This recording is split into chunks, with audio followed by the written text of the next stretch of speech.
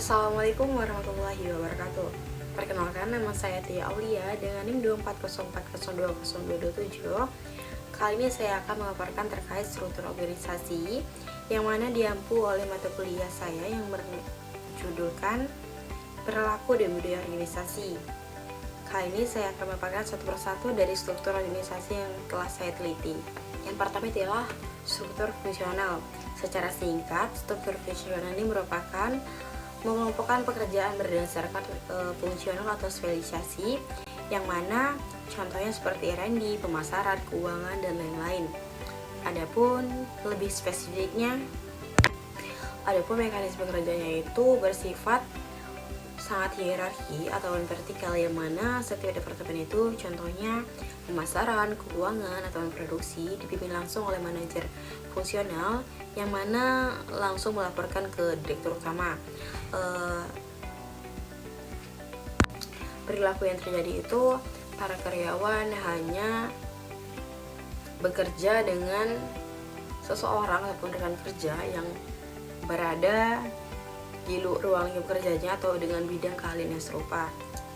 Nah, kelebihannya itu ialah kita mendapatkan yang mana keahliannya kita tekuni itu semakin mendalam, yang mana kita melakukan kerja yang berulang hanya kita lakukan dalam satu divisi, tidak merangkap semuanya. Adapun kelemahannya ialah yang mana cenderung menciptakan isolasi antar departemen, yang mana tiap departemen itu kurangnya kolaborasi yang menciptakan kecanggungan ataupun ketegangan bagi para rekan kerja.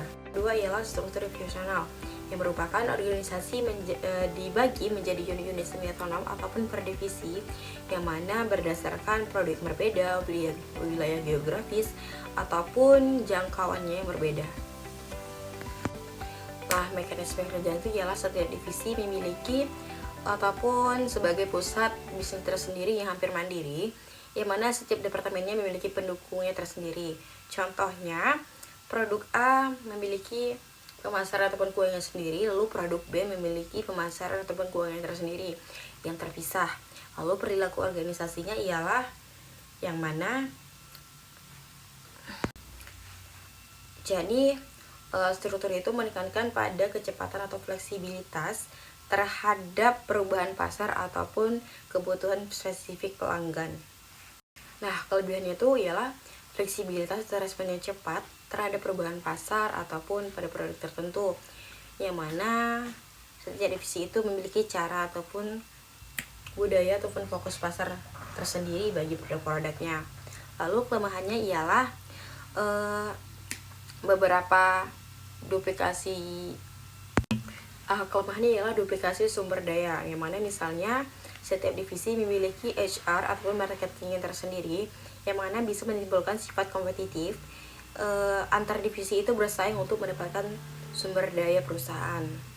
Nah, yang ketiga itu ialah struktur matriks, yang mana struktur hibrida ini yang menggabungkan antara struktur fungsional dengan otoritas vertikal dengan struktur proyek ataupun produk otoritas horizontal yang pelapor kepada dua manajer sekaligus.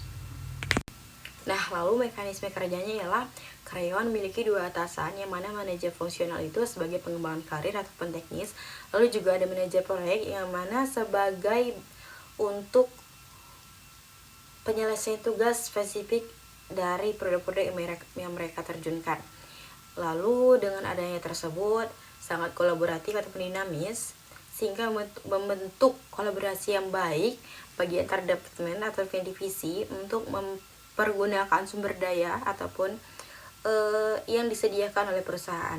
Lalu kelebihannya ialah alokasi sumber daya yang fleksibel ataupun optimal untuk mendukung proyek yang mereka tekuni. Lalu juga mendorong kolaborasi ataupun peningkatan antar departemen ataupun divisi. Lalu kelemahannya ialah perilaku karyawan terhadap sesama itu rentan dengan konflik karena kebingungan antara dua manajer tersebut. Jadi dibutuhkan soft skill yang sangat baik untuk menyeimbangkan dua manajer fungsional ataupun manajer proyek atau produk. Lalu ada struktur datar ditandai dengan sedikit atau bahkan tanpa tingkat manajemen karyawan di lapangan dengan pemimpin, yang mana rentangnya itu space of control yang sangat luas. Mekanisme kerja itu ialah rentang kendali span of control yang mana sangat luas, di mana pemimpin memberikan otonomi yang sangat besar kepada karyawan untuk memberikan keputusan tersendiri.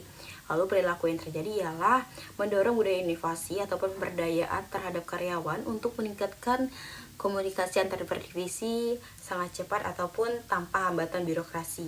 Lalu kelebihannya ialah komunikasi yang cepat, pemberdayaan karyawan yang sangat bagus ataupun otonomi tinggi bagi karyawan karena memiliki keputusan tersendiri, mendorong perilaku inisiatif ataupun inisiatif proaktif yang mana mirip seperti budaya startup. Lalu kelemahannya ialah beban kerja manajer senior itu sangat besar, adapun jalur karir yang kita ataupun itu menjadi kabur karena bisa terjadinya potensi konflik interpersonal antar departemen dan karyawan karena tidak adanya mediator untuk sebagai penghubung. Nah, sampai jumpa teman-teman. Hanya ini yang dapat saya sampaikan. Semoga disimak dengan sebaik-baiknya. Assalamualaikum, bye-bye.